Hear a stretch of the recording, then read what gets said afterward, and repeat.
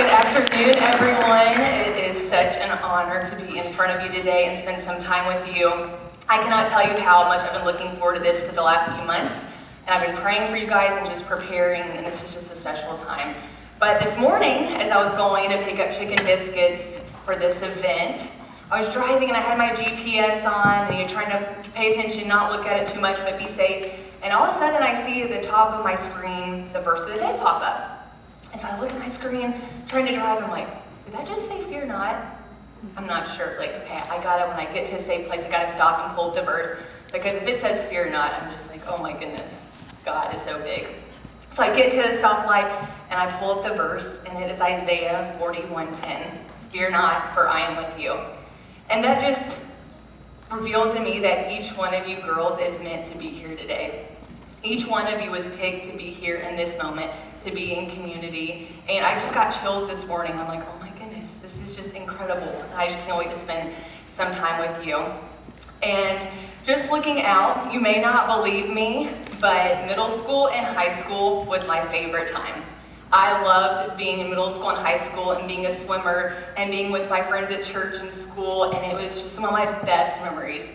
And so right now, I would trade seats with you, and you're probably thinking, oh my goodness, we want to be like you, we want to be done with school. But I hope that you can just enjoy and cherish these moments and just soak it all up. I know right now it's so different with the pandemic and being virtual and not being able to be together in person a lot. And I can't even imagine what that's like. And I pray every day that we can get back to normal and y'all can have that community. But I'm just looking at you guys, and I just love those days, and they were so special. And so before I start today, I really just want to open up in prayer. I am not a public speaker. This is not normal for me, but I knew that the Lord wanted me to do this, and so I just really want to pray that He would use me, and it would be His words that you hear today, and not mine. Even though my name's on the screen and I'm speaking, that it would be the Lord. So if you just close your eyes with me for a prayer, Lord. Dear Lord, we love you so much, and you are so good. And I just want to thank you for each girl, each beautiful girl that is here today, Lord. Thank you for bringing them here safely this morning. And just thank you for the ability to come and be together in person in the middle of a pandemic, Lord. And just thank you for a country to where we can come together and worship you, Lord. And I just pray today that your words would be the words coming out of my mouth, and you would just take me out of the way, Lord. Speak to these girls, Lord, and just thank you for each one of them being here today. Use me during this time to speak your word, Lord. Amen. So, as you can see from this picture, this was me back when I was middle school, and that's my family. Braces and all, so if you have braces, one day they will go away, I promise. So I'm just going to share with you guys some lessons from my life, and I was just like you at one point, a middle school girl with braces. Next slide. So here I am, this is my brother and my sister also, and I started swimming at the age of 6 on the Douglasville Stingrays. So I started off as a little swimmer in the summer league, loved it, it was so much fun, it's how I met a lot of my friends. Then later I started swimming a little more, started doing year-round, and then in high school I decided, I really would love to swim in college. I would love to continue this. Because I love the sport, I loved competing, and I knew it was something that I wanted to continue. So as I started looking at colleges, to where I could swim, but then also schools that had direct entry pharmacy programs. So from the age of 8 until then, I wanted to be a pharmacist. As crazy as it sounds, me and one of my best friends growing up actually used to play pharmacy, and we would have candy with little pill bottles and pretend like we were pharmacists. For age 8, that's crazy and weird, right? I know, looking back, what were we thinking? So I was looking at colleges of where I could swim and where I could go directly into the program and do a 6-year program rather than going to 4 years of undergrad and then 4 years of pharmacy school. So started doing some research. Next slide, please. But then also, so this is my family. I am one of 4 kids. My mom and dad, my mom's in the back here, and then my older sister Christian, her husband Trevor, son Tanner, then my 2 brothers Reed and Stockton. So I was one of 4 kids, and my parents told all of us that we were on our own to pay for college. And as some of you juniors and seniors in the room, I'm sure you're starting to learn how expensive college could be. So because of that, I started looking into the military academies. So military academies, there's West Point, there's the Naval Academy, there's the Air Force Academy, and they offer you a 4-year full scholarship. So all 4 years are paid for, and you get paid while being a cadet also. And you graduate and you commission as an officer in the military, and you have a guaranteed job where you serve at least 5 years active duty. If you're a pilot, you serve 11 years. So school's paid for, guaranteed job. What could sound better, right? For me, that was not the case. I did not want to go into the military. You can see my long hair today. I had the same long hair back then, and they told me that they had to cut it off to right here, and I was like, no, military is not for me. I don't want them touching my hair. I do not want to go into the military. But I also was like, okay, I'm going to apply just to give myself some options just in case. So then I applied also to summer seminar. So summer seminar is an event that the academies have where you can go for a week during the summer before your senior year, and it's kind of like a mini basic training. You kind of get a taste of what it would be like to go to a military academy and go for their basic training, and you wear a uniform, you have to march, you get yelled at, you have to memorize knowledge, all the things that you can think of. You do obstacle courses, you don't get much sleep, so it's really just like a taste of what an academy would be like. And so my mom made all 4 of us go the summer before our senior year. And so I actually didn't get into the Air Force Academy summer seminar. I got into the Naval Academy summer seminar. So, of course, I was like, okay, Mom, yes, I'll go. But just know I'm not going to an academy, even if I go to this. So my sister had gone the year before me, and she had an awesome time and met really great friends. And so I was like, okay, it can't be that bad. So I go, ended up being a great time. I met some good friends, but still came back, and I was very adamant that I was not going to an academy. And we still talk about this a lot. I said it over and over, not going to academy. So keep applying. I started going on my recruiting visits. I meet a lot of awesome coaches and a lot of awesome girls. And it's time for me to start getting some letters of acceptance back. And so if you got to know me personally, you would know that I am terrible at making personal decisions. I have what Pam talked about earlier, the fear of missing out, because I want to do everything. I want to go here, I want to do this, I want to do this. So I can never make a decision because I want to do it all. Work, that is different. Work, I can make decisions really fast, but not in my personal life. So I ended up setting a date and time that was after I would start getting my acceptances in, that I would make a decision. So I remember, I'm pretty sure it was a Tuesday at 7 o'clock at night. I was like, at this day, at this time, I'm making a decision on where I'm going to college. So then the acceptances started coming in, and I remember the letter to the Air Force Academy coming in the mail. So I remember getting the letter and opening it, and I got in. And usually this would be a great thing, and everyone, I'm sure, would be so excited about this great opportunity, and I just start to cry. I just start crying. And I just knew I had to go there. I just knew that the Lord was telling me that I had to go there. I did not want to go there. That was not my plan. But when you're a Christian, you have the Holy Spirit inside of you, and God tells you to do something, you know you have to do something. And so I just remember crying, and I'm like, oh man, I think I have to go to the academy.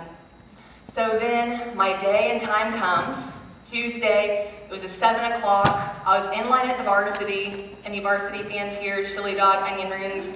Yes, so I was there in line, and it was 7 o'clock, and I was like, okay, make my decision. I'm going to the Air Force Academy. Next slide, please. And so I call my parents, tell them I'm going to the Air Force Academy, start telling my friends and family, and that's the plan. And I can tell you, I was absolutely terrified. I was so scared because I'm a homebody, my family means everything to me, and all I wanted was to be close to my family, my friends, and I was one of the only ones that was going away. So I was terrified to be thousands of miles away from my family, my friends, and going into the military that I knew nothing about. So I ended up ordering my combat boots. I started wearing them everywhere. I'd wear them with my dresses, with my shorts, everything, trying to break them in so I wouldn't get blisters. I started swimming and training, trying to get physically prepared. And then I also spent as much time with my family and friends as I could, just to soak up every last moment.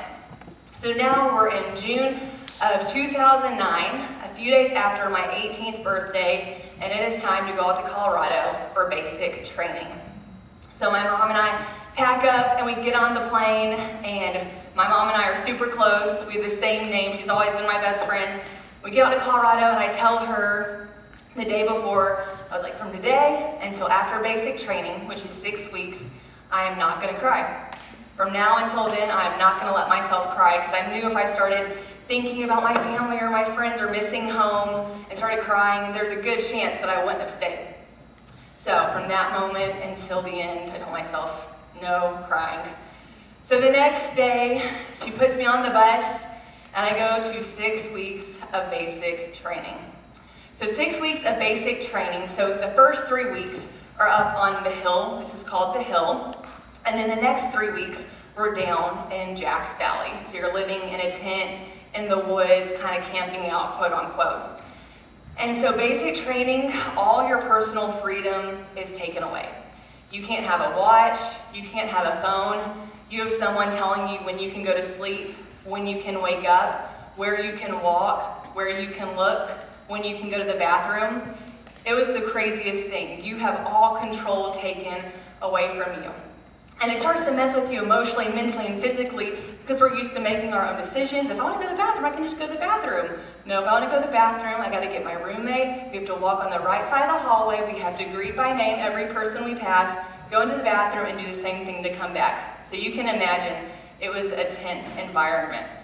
And remember, at the beginning, it started to mess with me so much. At night, I would sleepwalk standing at attention. And my roommate would come and get me and put me back in my bed. That is how much it started messing with me. It's funny now to think back to, but at the time it was like, why am I doing this? Oh my goodness. So spent a lot of time, we marched a lot, so marching in formation. Spent a lot of time sitting at attention to eat your meals. You have to square your meals and staring at an eagle at the top of your plate, and you have to chew a bite before you can take a next one. The whole time, upperclassmen yelling at you, asking you to recite knowledge. When you're marching, you have to look directly at the person in front of you. You have to swing your arms. You can't look side to side. All these crazy things that you would just never think of. But one highlight during basic training, we were marching, kind of how this formation looks. Sorry, you can go back. Thanks. So we were marching this formation, and as you can imagine, the Colorado weather was a lot different than the Georgia weather. It was very dry with different plants and different things out there, and so I started having really bad allergies. So we would be marching. I remember this one time we were marching, and I'm just sneezing, and there's snot running down my nose, and I can't do anything because I can't get out of attention, or I'm going to get yelled at. So it is just disgusting. I'm like, Lord, please help me. I don't know what to do. I can't touch my face. So finally, like, Basic McGuire, what are you doing? Why do you have snot running in your nose? I'm like, I think it's allergies. I don't have any medicine. So they ended up sending me to the clinic. And I finally got to the clinic, and I was able to sit down and be normal for a second. And it was so nice. And so the nurse comes in, and she's asking me, what's going on? Like, I'm allergies, I can't stop sneezing, my nose around, all this stuff. So she gives me some medicine, and she asked me, do you want to make a quick call home? And I said, yes, I do. I was like, I would like nothing more than just to tell my mom I'm okay and just to hear her voice. And if you knew me, I am a rule follower. So usually I would be like, no, rule follower, following it. But I just wanted the chance to just talk to her and tell her I'm okay and I'm making it through. So I still remember calling her, and she was at Chick-fil-A, and she was like, Lauren, oh my goodness. So we got to talk for just 2 seconds, and it was literally the light to keep me going. And she knew I was okay, and she was praying for me. So we kept going through those 6 weeks, and it was crazy getting yelled at, doing push-ups, can't do anything right. Even to open your mail, you had to do a certain amount of push-ups to be able to receive your letters. So all these crazy things going on. And at the end of 6 weeks, next slide, we finished basic training, and we had our acceptance day parade where we were accepted into the cadet wing. And that day was one of the happiest days of my life, and my mom and sister came out, and that picture was taken that day, and I just remember being so happy, and I did not cry the entire time. Praise the Lord. But going from that and then into my cadet career. So my cadet career, once again, I did not want to go there. I was scared, I was fearful, but really had to give it all to God. So I ended up swimming all 4 years. I ended up being on the conference team all 4 years. I was the cadet in charge of our Make-A-Wish partnership. I ended up majoring in behavioral science pre-med with a Spanish minor. And then if you go to the next slide, I ended up being the highest ranking female cadet our senior summer, running basic training for the class of 2016. Through all of that, there were still a lot of moments of tears and calling home, but God was there every step of the way. So if you go to the next slide, the lesson I want to leave you from this story of mine is if God opens a door, He will give you the strength to go through it. Even if you don't want to, even if it's not your plan, He will get you through it. And so during your junior year at the academy, we have a big event where you get your class ring. So it looks like this, you can't see it from far away, but inside of it you get to inscribe whatever you want to. And so I ended up doing Jeremiah 29:11. For I know the plans I have for you, declares the Lord, plans to prosper you and not to harm you, plans to give you a hope and a future. So I just want to encourage you that His plans are so much better than your own. And if you're a junior or senior right now and you're starting to think about college and you're anxious and you're scared and you don't know what to do, just give it to God. And if He leads you somewhere, just take a step forward in faith and He'll take care of you and He'll be there for you. Next slide, please. So then I ended up graduating and becoming Second Lieutenant McGuire. My brother-in-law was actually one of my cadets also in my squadron. Him and my sister got married, so that was fun. But we ended up commissioning, and now it was time to go off into the real world and be an officer. So how it works is you have a dream sheet and you put in the job that you want, and then based on your ranking is the job that they give you. So you put in your job, and then after that, you put down from a list they give you of the base you want to go to. Next slide, please. And so it's called Hundreds Night. So 100 nights before graduation, you end up getting your base. And as you can see here, I'm holding a little cow, and my room's all decorated, so all the freshmen decorate the seniors' rooms. And because I was obsessed with Chick-fil-A, they decorated mine with Chick-fil-A cows, and then a lot of pink and sparkles because I wanted to make sure that I stayed very girly there. So I had about 100 bases to choose from for my job. And so I went through every single base all throughout the United States and overseas, figuring out where I could go. And so I ended up putting all Florida bases in Charleston, South Carolina, because I wanted to be as close to home as possible, and I also love the water too, just being a swimmer. So then I put all these bases down, and it's Hundreds Night, and we're all excited. And in my squadron, we all got coins of phone numbers that we would call to find out which base we were going to. So I get mine, and I see the number, and I'm like, this doesn't look familiar. I'm a little nervous. So I end up calling, and I get Montgomery, Alabama. So on my list of 100 bases, this wasn't even an option. This wasn't even on my list. So being the planner I start freaking out because I didn't research this base. I didn't know where it was. So I'm freaking out. I call my mom crying, Mom, I got a base that wasn't even on my list. And she's like, well, where is it? And I was like, Montgomery, Alabama. And she's like, Lauren, you realize that's 2 hours away from home. And so it ended up being the closest base that I could have gotten to my parents' house. Once again, God is so much better than anything we could imagine or plan. So I end up getting this awesome base, and my brother's still in high school, so I got to go and watch him play sports, and it was just ended up being the biggest blessing. Next slide. So I head off to Maxwell Air Force Base. I'm a brand new officer. I'm 21 years old, and I get there, and my first job is Chief of Readiness. So what that means is I was over deployment readiness, and then I was over mortuary affairs. So deployment readiness means that I helped members, military Air Force members, get ready for their deployment, and based on their location, I would make sure they had all the training, equipment, resources, pretty much anything you need to be ready to deploy to go overseas. That was one half of my job. The second half of my job was mortuary affairs, and that was working with families if an active duty member died. So, 21 years old, that's a lot of responsibility and pretty scary. And I knew absolutely nothing. I was terrified. So I get into this role, and I'm leading two women who are in their late 30s, who know so much more than me, and here I am, supposed to be in charge and leading them. So then I tell them, I know nothing. I got to learn from you guys. So I really just try to spend as much time as I could learning from them so I could do the best job possible. So then about 6 months into the job, I get a call from a base, from a unit at Fort Benning. So Fort Benning is an Army base, but we had a 17th Special Tactics Squadron that was located there. Sometimes there's different military branches on different bases depending on what the needs were.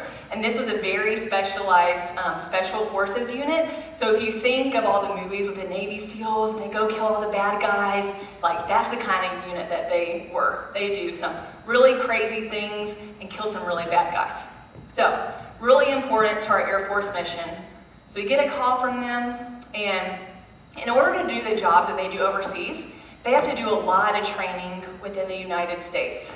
And so they were doing a training in Arizona, and they were parachuting. And when they parachute, they jump out of the plane with a lot of equipment. So they do a lot of trainings when they're overseas. They can make sure they can set it up right, jump right. And unfortunately, at this one time, there was a master sergeant who had an accident and ended up losing his life while jumping. And so this unit, since they were an Air Force unit on an Army base, they had an agreement that the next closest Air Force base would support them with their mortuary affairs. So they called Warner Robins Air Force Base and say, hey, we have an active duty death. We need to work with your mortuary affairs office. And they said, no, I'm sorry, we can't help you. So then they called the next closest one, Moody Air Force Base in Valdosta, Georgia. Hey, we had a loss of life. We need to partner with you for your mortuary affairs. They said, no, sorry, we can't help you. So then they call me at my office and they say, hey, this is what happened. We need some mortuary affairs support. So me, being brand new, 21 years old, I don't know if we have money to do this. I don't know if we're even allowed to, but I knew I had to say yes. I knew that we had to help them in this really hard time, and the master sergeant ended up being a husband and a father of 6 that he left behind. So just a terrible, terrible situation. And so I said, yes, we'll help you. I didn't know if I was supposed to. I didn't know if I was gonna get in trouble for saying yes, but I knew we had to support this unit and this family during this hard time.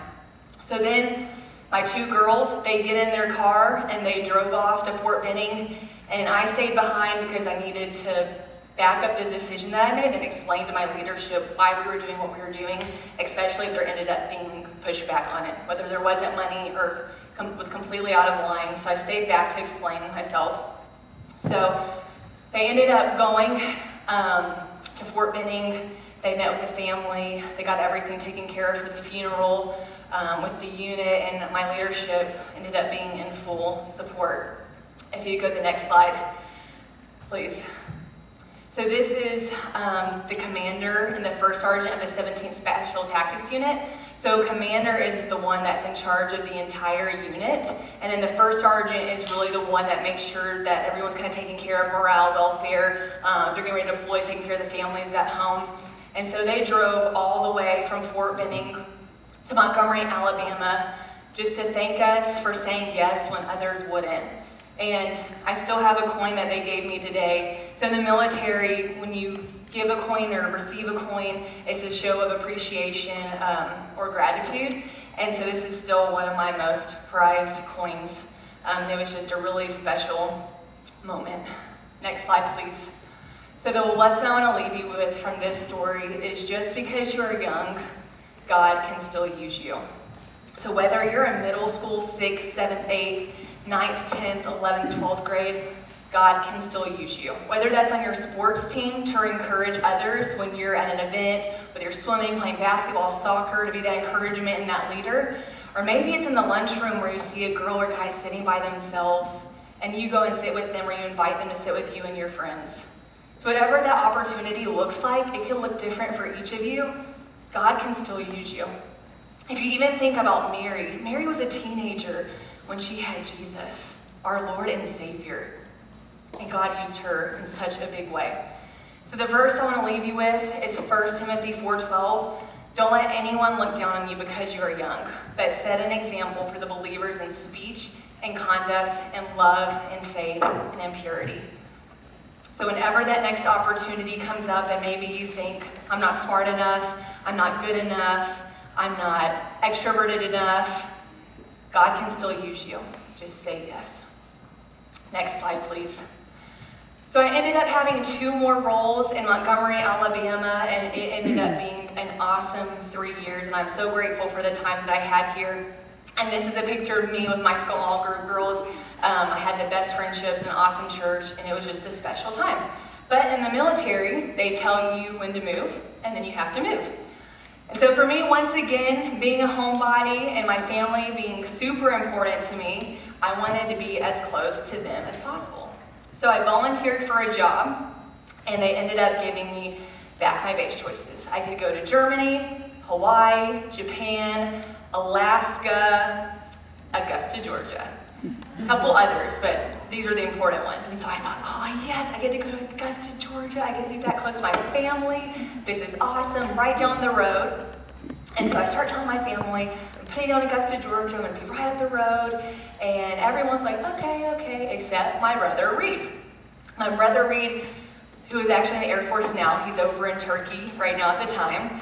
He looked at me and was like, Lauren, what are you doing? Go to Germany. This is a once-in-a-lifetime opportunity to live overseas. He's like, you have to put it. And I was like, no, maybe, I don't know, I want to be close to home. And so I thought that I was being super smart and that I was going to game the system. And I was like, okay, I'll put Germany, but I'm also going to put Augusta, Georgia, about 4 or 5 on my list because no one wants to go to Georgia and everyone wants to go overseas. So I'm going to put Germany, Hawaii, Japan, Alaska, Georgia. I'm going to get it. So that's what I ended up doing. I submitted Germany first, and then that list with Augusta, Georgia, still pretty high, knowing that I was going to get it. So then I'm sitting in Utah in my sister's condo, and I remember it's the day for me to get my base. So I'm super excited, get my laptop out, like I'm going to Augusta, Georgia. So I log in, and what pops up on the screen is Ramstein Air Base, Germany. And I'm thinking, oh my goodness, what have I done? I'm about to move to Europe by myself. No friends, no family. I don't know anybody. What am I doing? So if you want to go to the next slide. Ramstein Air Base is about an hour from France, so it's more on the west side of Germany. And so then I start getting prepared, I start packing up, and here I am going to Germany by myself. So I get to Germany, and this was my first night, and all the Air Force Base lodging was full, so I had to go to an Army base to stay. So they put me up in a lodging room, and I don't have a car, there's no food around, so I'm sitting in my hotel room, and I have crackers that I lived on for 2 days. Thank goodness I had Wi-Fi, so I could talk to my family and tell them I'm okay. I'm sitting in my hotel room with these crackers and my Wi-Fi, and I'm just like, Lord, this isn't right. I'm not supposed to be here. I'm supposed to be in Augusta, Georgia, where I could have just drove myself over and had a nice little house and been set up, and I'm just like, Lord, I'm not in the right place. What is going on? So finally, next slide, please. I end up getting a little house, so really a condo. So if you look, I'm at the 3rd floor above a nice little yogurt and sandwich shop. It ended up being a great place to live, and I got a little car to get me around. And I ended up meeting some new friends that went to the academy also. I hadn't known them before. In that first year, I ended up being able to travel all over. I got to go to Nice, France, Lithuania, Latvia, London, Morocco. Just all these awesome opportunities to see the world that I had never experienced before. And so I hit my year mark, and that is each person that's in the military has a deployment window. So during this window, you know, okay, I can be tasked to deploy. That's the only time that they can, quote unquote, touch you, so that if you have family or if you need to plan, you have plenty of time to do so. So I knew that it was my time to deploy, and because of my job and the time that I was in, I was expected to go to Kuwait. And so Kuwait was one of those places that I've been told was a good place to deploy, not too dangerous, one of the better deployments you could go on.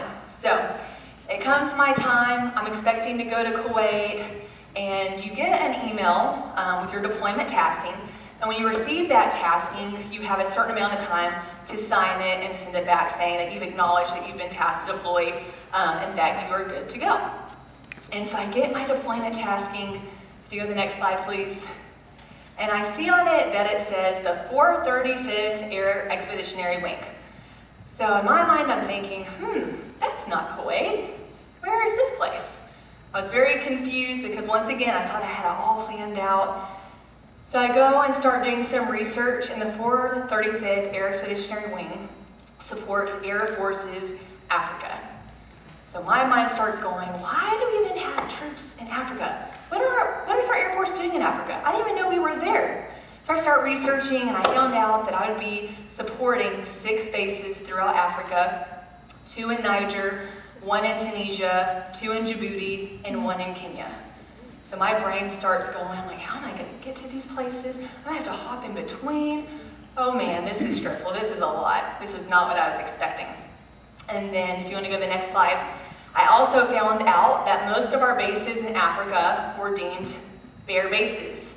And that's what this is. As you can see, there's not much there. That means that there are new locations that we're building up to have a certain mission, whether that's with having airplanes or drones that fly over. So it's really the first people there that are doing all the setup and getting things ready to build buildings, build hangars, bring the planes over. So there's really nothing there. It's the desert, you're living in tents, you have to drink bottled water, you have to brush your teeth with bottled water, you have to eat sometimes MREs or very basic food, and it's just very minimal. So here I am, getting ready, getting prepared to go to Africa and traveling all over for 6 months. So then leading up to it, it is now October of 2017, and it's my time to start. So I had my first flight scheduled on a C-130, so a military aircraft, to go to Niger. And so how it would work is I would fly to a base, and then I would either fly civilian or military, then I would hop to another base, or I'd come back to Germany and then go back out. And so just kind of all over the place, putting the pieces together like a puzzle. So I'm supposed to go to Niger, I'm getting excited, I'm still pretty nervous, and I'm in the office, and all of a sudden I hear everyone starting to chit-chatter. And I'm like, okay, I'm brand new, I don't know what's going on, but it sounds like something really bad happened and something really big happened. So I started putting the pieces together. Next slide, please. And so, right as I was about to go to Niger, unfortunately, 4 of our Army members who were staying at our Air Force base were out on a mission and ended up getting attacked and were killed in action. And so this was the largest loss of life in combat in Africa to that day, and still to this day it's the largest loss of American life in combat in Africa. And so I start getting really scared. I'm sad for these members and their family, but then I'm also really scared because this is the base I'm supposed to go to. And so I'm processing it all, and I'm praying, I'm like, Lord, please help my family not see this. I was like, I can be scared and figure this out, but I don't want them to be scared. But of course, it was all over the news in the United States. My family saw it all, and we were all scared. We were all really scared, and then I just started praying, and I was like, Lord, you have to take this fear away. This can only be you. And when I moved to Germany originally, my sister, next slide please. Before I moved to Germany, my sister had painting this painting for me. And it's from Esther 4:14. Perhaps this is the moment for which you have been created. And so it was like this moment of clarity, and I was like, oh my goodness, this is why God sent me here. He sent me to Germany so I could get to Africa. And I just started praying that all I could do was love and serve the airmen that I was going to come in contact with. And then once I started praying that prayer, and my mom was praying, my family, my friends, I literally had a veil over my eyes, and I was not scared that whole 6 months. I would go to all these places. Now looking back, I would never do any of this stuff, and I just know that it was completely God, and I just trusted him through it all, and he protected me. And I was able, next slide, to just love and serve these airmen and just pour into them with everything I had. And here's a picture of one of the groups that I was able to spend some time with and support in their security forces unit.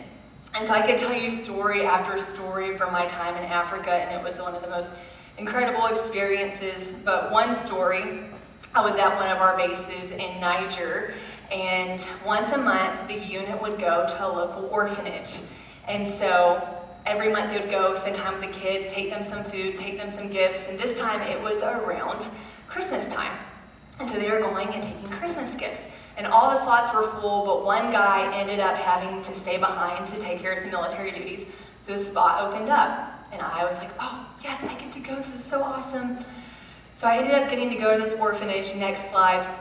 And it ended up being so incredible, getting to love on these kids, getting to spend time with them and get them Christmas gifts. And they were just so happy.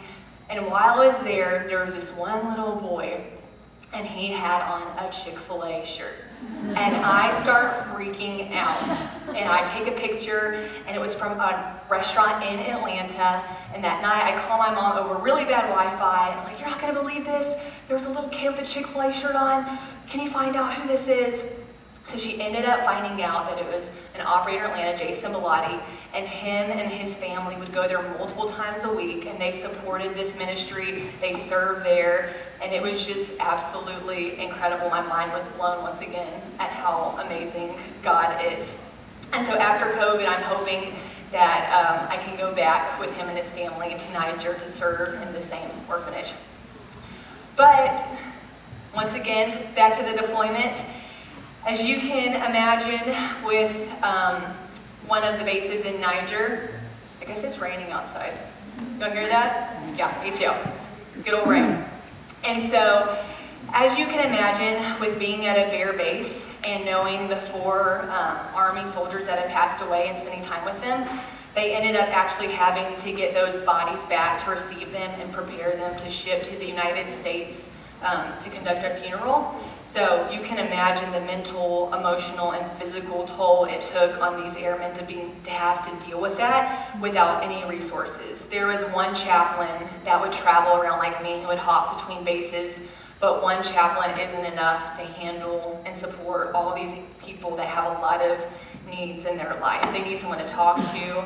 They may be going through financial struggles. There were some dealing with divorce. There's just a lot of life going on, and they really had no one to talk to. And so I got on this mission in my head. I'm like, I'm going to figure this out, and I'm going to find out how I can get counselors to come to these bases in Niger, because these airmen need someone. Some people were getting suicidal, and it was just not a good environment. So I start calling around, I start doing my research, and I'm like, how can I get counselors in Niger? How can I do this? What's the process?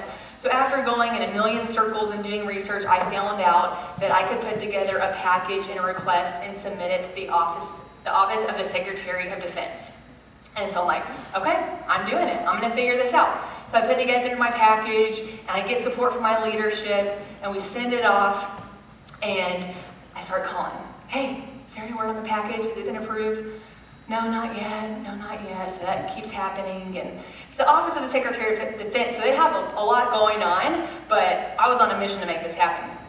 So finally, after about a month and a half, I call and they say, hey, your package has been approved. There are 2 counselors that are gonna go for 6 months at a time to each base in Niger. And I was just so excited. And I just cannot tell you how pumped I was that we were going to get some support there for these troops. So if you go to the next slide, this took me back once again to Esther 4:14. Perhaps this is a moment for which you've been created. I knew that the Lord wanted me in Africa to support these troops, to love on them, to be there for them. And he didn't want me in Augusta, Georgia. He didn't want me in Japan or Alaska or anywhere else. He wanted me to go there in order to get to this place. Next slide, please. So the lesson I want to leave you with is, even if it looks scary and unknown, God can equip you to do hard things. You just have to pray give it all to God, and then execute. So I was talking and preparing for this message with one of my friends. She shared this quote with me. I was like, oh man, I have to use this. This is so good. A ship in the harbor is safe, but that's not what ships are for. So us as Christians, our job is to go out into the scary and unknown and be his light and share his light with others. Even when it's scary, even when it's something that we don't want to do, God calls us to do that and to be that light for him. Next slide, please. So this is what I want to close with today and leave you with. We are all running a race. So back in about 2015, in my small group, one of my friends shared this image with me, and I think about it almost, if not daily, every other day, definitely weekly, but it's this image that we're all running a race. We're all running this race, and we're running forward, and Jesus is in front of us, and our eyes are locked on him. And hopefully most of the time you're running the race and your eyes are locked on him and you're smiling and you're going towards him. But a lot of times, I know for me, sometimes there's tears going down my face. My eyes are locked on him. Sometimes you may even be crawling with those tears thinking, okay, I'm just going to inch forward, but my eyes are on Jesus. Some other times you may be going in the race and someone's pulling you right, someone's pulling you left, but your eyes are still locked on Jesus and his eyes are locked on you. So as you're running this race of life, whether things are going really good or whether you're really scared with something going on, or maybe you're just crying and you need help, keep your eyes locked on him in this race of life. And I love this verse that ties with it is Hebrews 12, 1-2. And let us run with perseverance the race marked out for us. Let us fix our eyes on Jesus, the author and perfecter of our faith, who for the joy set before him endured the cross. Thank you guys for letting me spend some time with you today. I'm going to be praying for you as you leave here and go back out into the world during the midst of this pandemic and darkness. And I just pray that you can be the light and light for him. Thank you guys.